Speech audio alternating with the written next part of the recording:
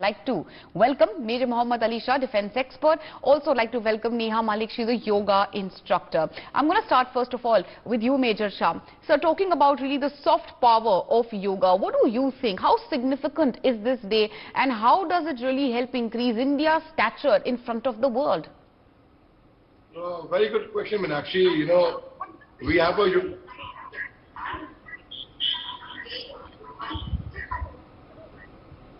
Can you hear me, Meenakshi? Yes, Major Shah, I can hear you. Please go ahead. All right. So we have a brilliant yoga instructor with us, and I think better day than today for people who do not do yoga to actually start doing yoga, because yoga is actually, it's an exercise to your mind, body, soul. There's a spiritual connect. So it's not just about you get an exercise. People will go for running, go for cycling, swimming, horse riding, they play games. But what better when you actually exercise your heart, mind, body and soul. So most certainly this yoga day is of great significance, and India is leading the pack over here by Prime Minister Narendra Modi. I mean, in 2014, yes, he mentioned about it in the late 2014. In 2015, we have been celebrating Yoga Day on the same day since then, since 2015, 21st June. So yes, it holds a lot of significance, and people who do not do yoga, once again I say, you must start doing yoga. My father, who is about 74 years old, he's been doing yoga since the time he was a young lieutenant in the army. Till the time he retired from the army as a general, he continued doing yoga, which has helped him in very good stead. He's a golfer. But, he practices yoga every morning. Well, absolutely. So, irrespective of age, one must practice yoga. Major Shah, to take this conversation forward, let's divide it into and bifurcate it in two parts. The yoga instructors perhaps can talk about the benefits of yoga, what or how we can incorporate it in our daily life. With you, sir, as a defense expert, I want to specifically focus on not just the benefits of yoga to an individual, but to the nation. Speaking of soft power, speaking of cultural diplomacy, what type of impact do you think a day like this International Day of Yoga can have, sir? A day like this, International Yoga Day, when the international community, the entire world sees that a country like India, which is already respected and looked upon as one of the global powers, is following yoga, and it has benefited a lot. It has benefited a lot.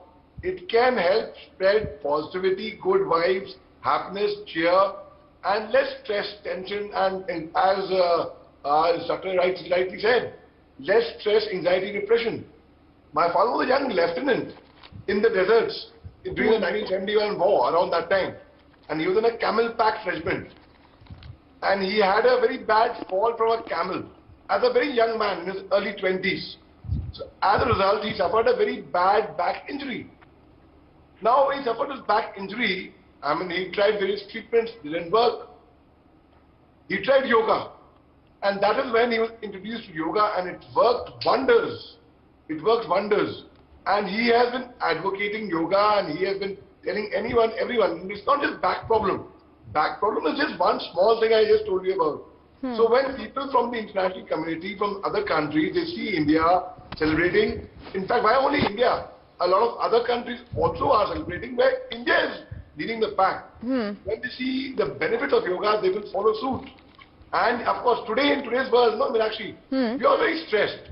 Everyone, regarding the jobs, careers, loan, future, whatever. Be it Agnipath, what will happen after 4 years. These kind of anxieties are there in everyone's mind. Now we are stressed, yes. And as a result of the stress, we stop enjoying life. Yeah. We stop the positive aspects of life. No. We are stressed because we do not see the positive aspects of life. Well, absolutely. So, Major Shah, when we speak about not just the benefits of yoga, but really yoga as a soft power, yoga as something which can help establish India's supremacy and, help spread our culture to the world. What would you say about this? There's certainly a lesson, and as much as we criticize China, there is certainly a lesson to be learned from China, isn't it? China has spent crores and crores of rupees in Confucius centers to teach Mandarin. Their state-run TV programs are run in multiple languages: English, Spanish, Portuguese, German, French, you name it, and it's available. End of the day, cultural soft power also very significant for India, and when it even comes to China. Absolutely, Meenakshi, see, it's something very, very simple. Like, you know, if you want to make friendship with someone, if you want to be friends with someone, how do you make friends? And what is it that binds you together as friends? It has to be one common thing, right? Without that common factor, they cannot be friends, they cannot be a connection. It can be that, you know, we like the similar movies, we like the similar books, we like eating out, we like a similar sport, whatever. So yoga is something which connects to everyone of all age groups. A small child can do it, and a person who's aged can do it. A person who is not physically fit, not physically agile, can practice yoga, and it will reduce a lot of stress. So now, when we practice yoga, irrespective of the sex, age, gender, irrespective of the nationality, irrespective of the city, town, village, country the person is, there is a common factor which can bind you together. Like, have you ever seen, if you bump into two people, in fact, Neha will agree more with this, if two people who practice yoga, if they bump into each other, be it at the airport, be it at the station, be it at a bus stand, be it at a hospital, be it at a common place, and they click on yoga. Oh, you do yoga, I do yoga as well. And then there are so many things to talk about, like the asanas, the position, the posture, there's so many things. And so it helps you connect. So when unlike China, of course, you mentioned about China, leave them aside, but other countries, like say we are in good terms with, like for example, US, even Russia for that matter, or Ukraine, we are in good terms with Russia and Ukraine at the same time. Now people who practice yoga, it's advocated in high stress areas as well. In the army, in high stress areas where they are fragging incidents, where they suicide. Fragging means when you go amok with a weapon and you shoot your own colleagues out of stress. So when you actually, in high stress areas, yoga is advised. It's highly advised. There is a rest and recoup center in Dalhousie of the army. That's the rest and recoup center. People on duty go there to rest and recoup. Their yoga is done compulsorily. Their yoga has to be a part and parcel of our lives. So, of course, I mean, it will also help strengthen our international relationships with other countries, actually. All right. Well, Major Mohammed Shah, what, according to you, is the biggest takeaway from what the Prime Minister just said? Well, not just the benefits of yoga, how it helps you connect. I mean, actually, you know, I am also a faculty at Subhash Ghai's film school, Whistling Woods International in Mumbai. But now that was a different thing. I'm having classes online since I'm in Delhi. So there, yoga is a compulsory subject in film schools and acting schools. It is a compulsory subject because it helps you also reduce your stress. Apart from that, emote well. It helps you to express well. The benefit of yoga. Apart from that, the Prime Minister said, you know, how, you know, if you saw, he spoke in very good English to connect with the international community, not just Indians, but people outside India. It's a global language, so that they understand his endeavor and his attempt to connect with maximum people. It's really appreciable, and most certainly, and it is something which you all must do. And look at the people who have turned up early morning in Mysore for yoga. So it's great, actually, and I once again say that, you know, it is something. If those who do not do yoga are missing out on something great in life.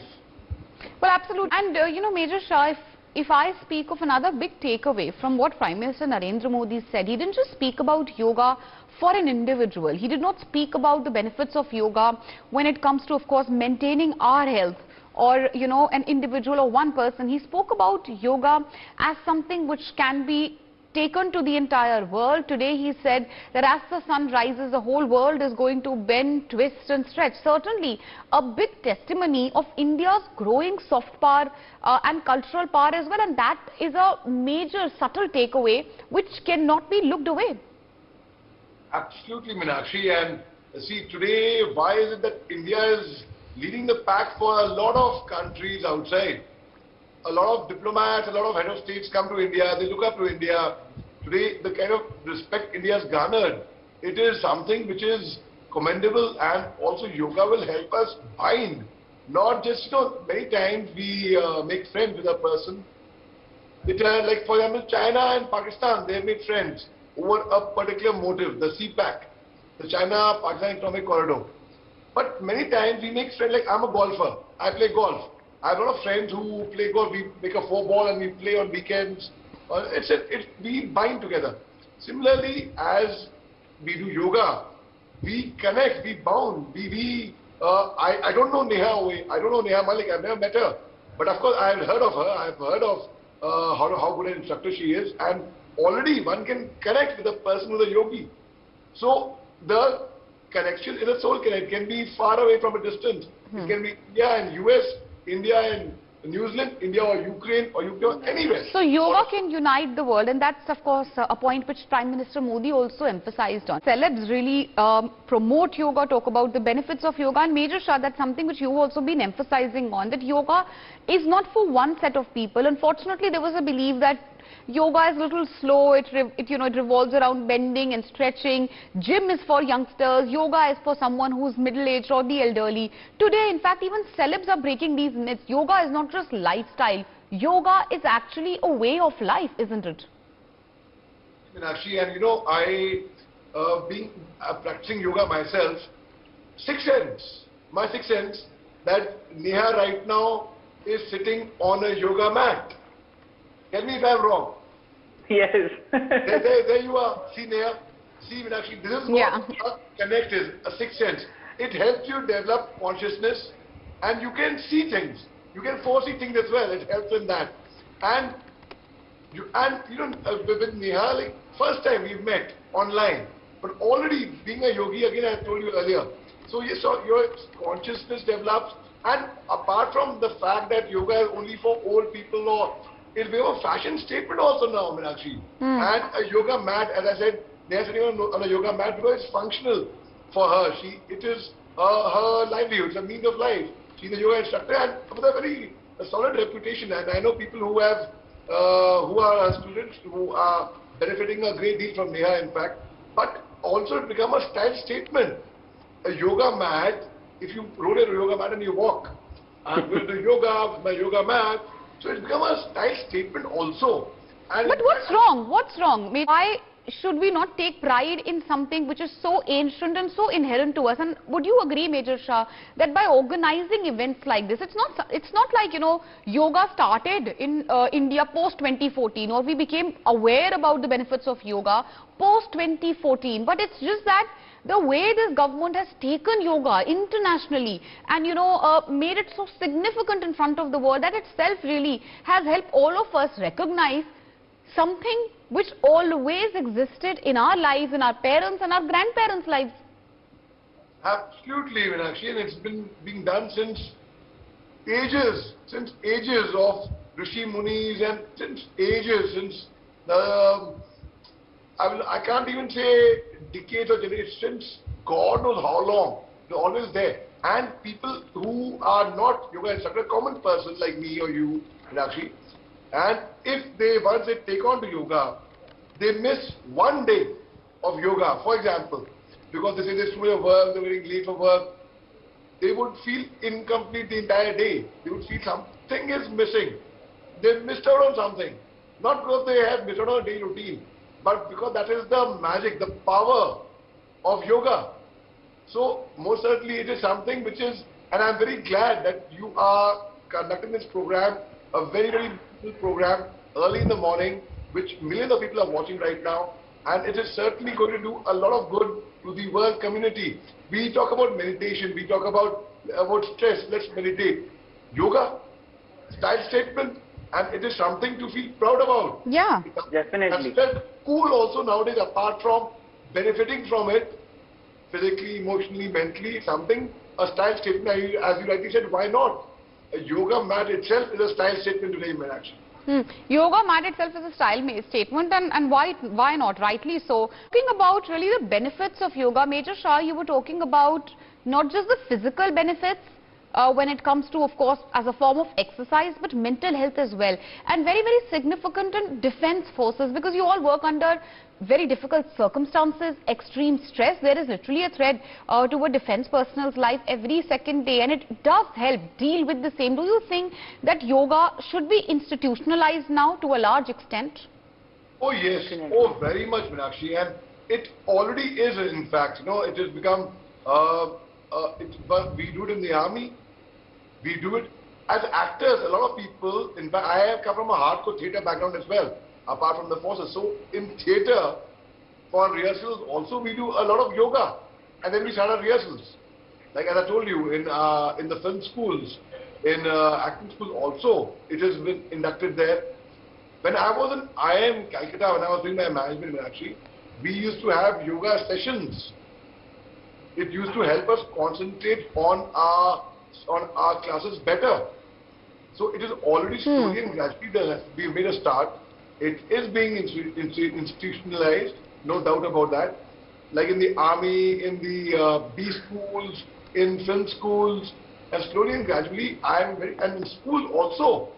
I'm sure the teachers make them do yoga in their own way. Yeah. Like in school they say, okay, close your eyes, think, meditate. That's again a part of yoga, in a way.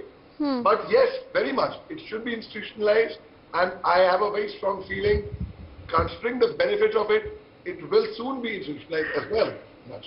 Well, absolutely, Major Shah, you know, when we speak about yoga for humanity, what do you really, how do you interpret this theme which, you know, the government has come up with for the International Yoga Day this year?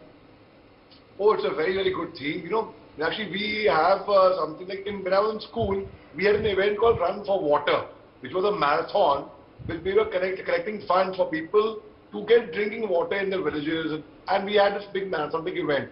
We keep having half marathon in Mumbai, we have marathon, we have events. So that is to get everyone together to spread awareness. So now when we talk about mind, body and soul and the connect, the spiritual connect, yes, most certainly, and I totally concur with Neha's point over there, and so it is something which we all should lead by example. It is something which we all should actually encourage, and because it will only do good, it will do no harm. And you don't need money, you don't need funds to do it. Oh, I can't, okay, I agree. Oh, I can't afford to play golf. I can understand. I can't afford to do yoga is something I've never heard. So it's something, or I cannot afford to do horse riding every day. I can afford to buy horses. But you can afford to do yoga? Everyone, right from a slum dweller to a Exactly. Major Shah, you know, look at these visuals coming in from Prime Minister Narendra Modi, literally, you know, bending and stretching in a stadium, hundreds of people following his moves, to chief ministers, to BJP party chief, JP Nadda and others. When you have really the leaders of the country perform these yoga asanas, it's telecast live across all the channels on national media. What type of impact do you think it's going to have? One, let's talk about the individual who's watching these visuals sitting in their drawing room. Very good question, Meenakshi. In fact, a very, very thought-provoking question, in fact. Prime Minister, look at his age and look at his fitness level. There you are, it gives the answer. He had gone to Leh Ladakh last year without acclimatization. You know, the altitude over there, even soldiers, as soldiers, and we go to Ladakh to that degree, to that temperature, we have to go gradually. We acclimatize, and then we declimatize. There are a lot of exercises. And you also mentioned about looking good. There's something which one is taught in acting schools, that a man is as handsome as he feels he is. A lady is as beautiful as she feels she is.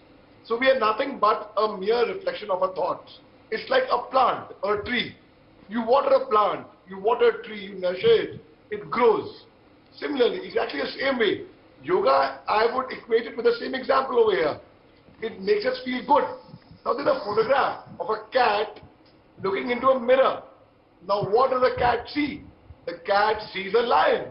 It sees itself larger than life. So we are nothing but a mere reflection of our thoughts. And now what? How do we bring in those thoughts? Those positive thoughts, that positive energy? Again, through yoga. You realize yourself. There is a scope of self-introspection. self-analyzation. You analyze yourself, you do a Correct. self-introspection, and you become a better person. Absolutely. So yoga brings a holistic change, of course, when it comes to your physical well-being, when it comes to aesthetics, yes, it does fulfill that goal, but it goes way beyond that. Yoga can help India assert that.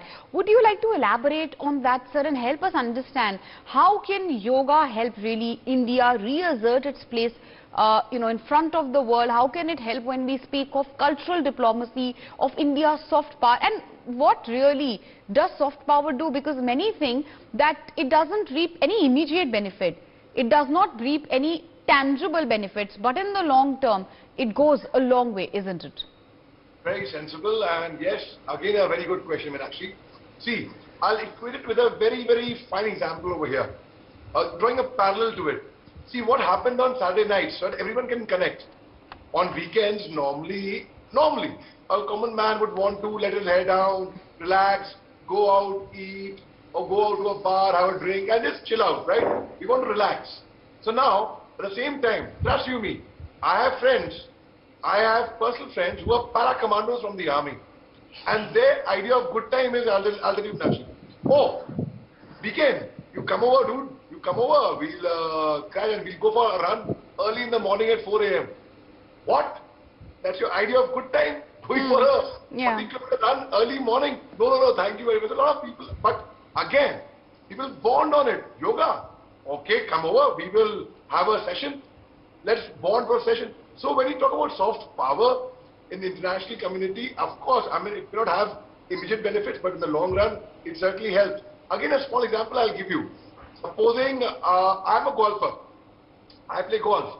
That's why I'll equate with that example. And I'm in the corporate sector. And on a weekend, I'm playing golf with my CEO. Now there are two people who perform at the job, exactly same.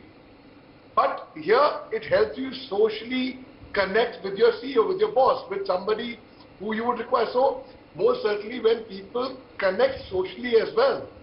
So yoga helps you to connect socially with other countries as well, apart from the diplomatic, military, economic ties. Apart from all that, there is a different connect as well.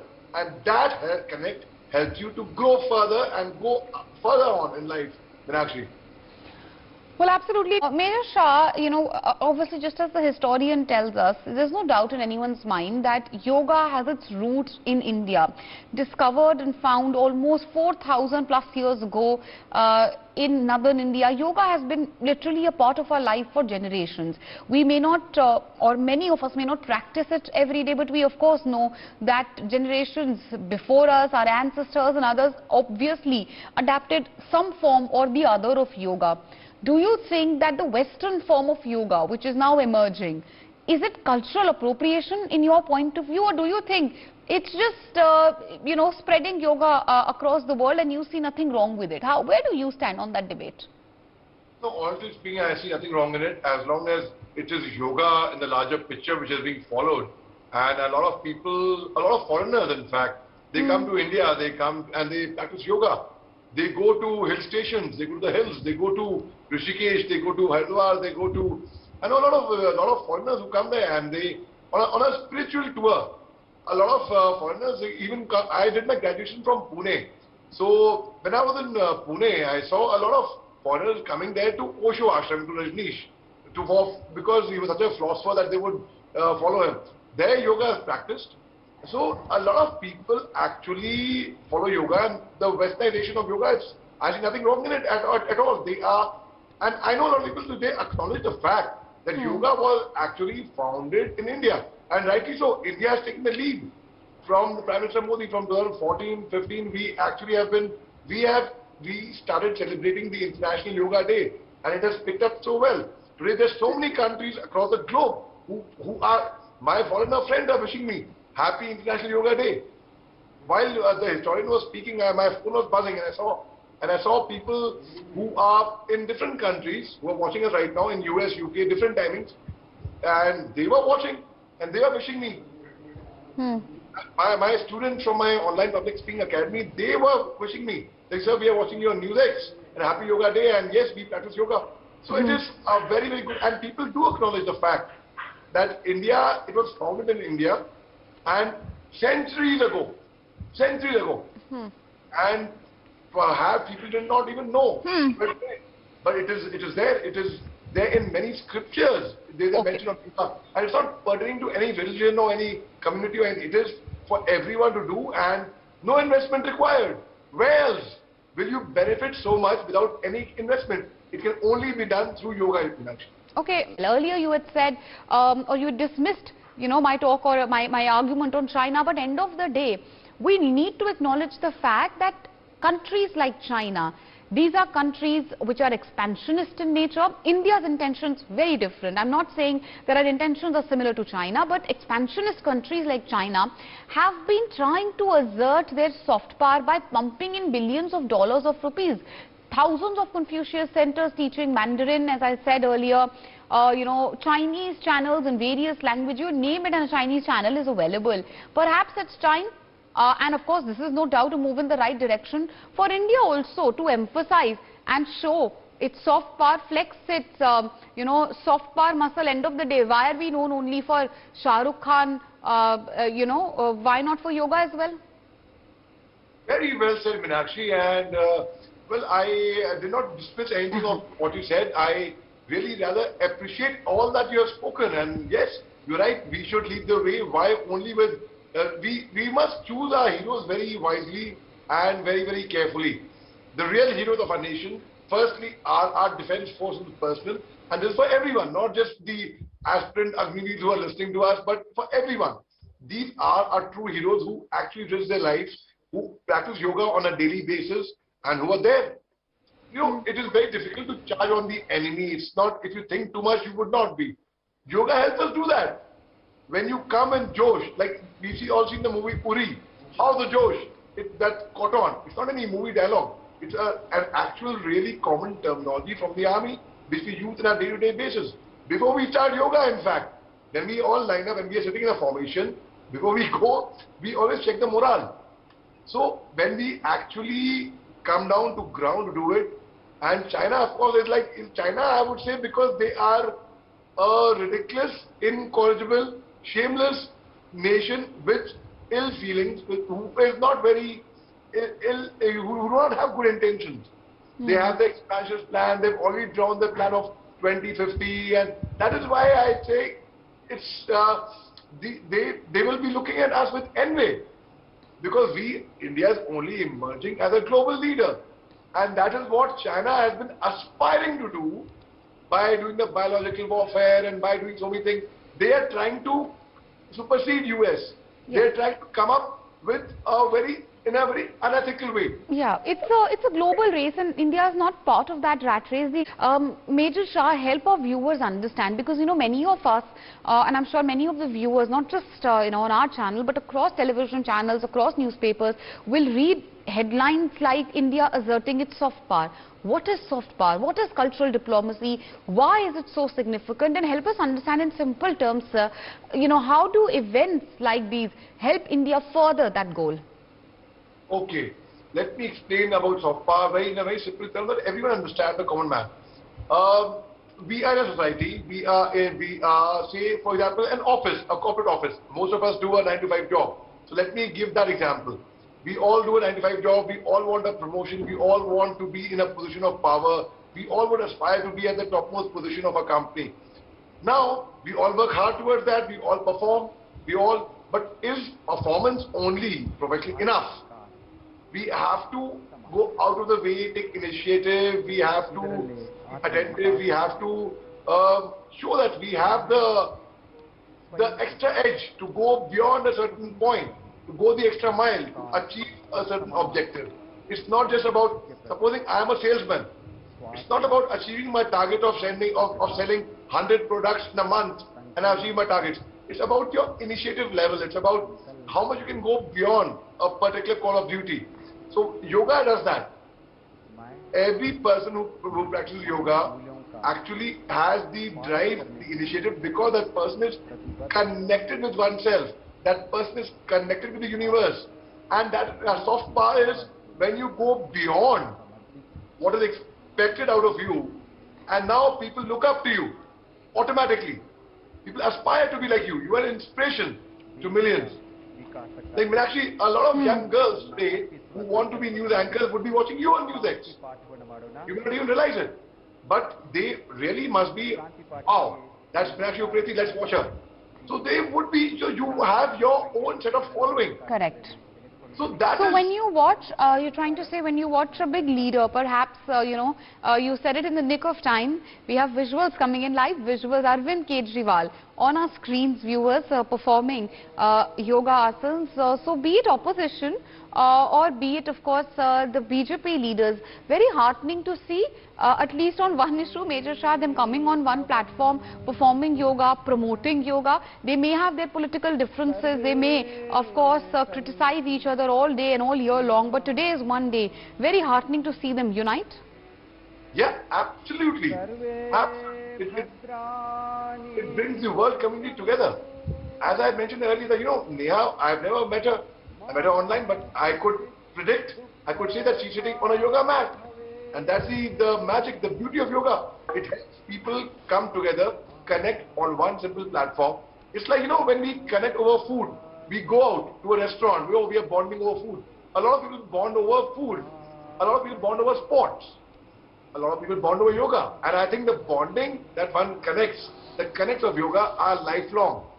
Because there is no objective, right? There is no ulterior motive. Oh, I will make friends with that person who is doing yoga because of so and so. No. Make friends because the person is very good at yoga and you connect. There's a simple soul connect of the heart, mind, body, soul, universe, all together. So yes, a living example, as you rightly said. We have the Delhi Chief Minister Arvind Kejriwal and the Prime Minister doing yoga together. It's what I know, and these visuals are very heartening and very significant, not only when we speak of India's soft power, but also really when it comes to motivating individuals, when it comes to motivating the world to pick up yoga, to incorporate into our daily lives.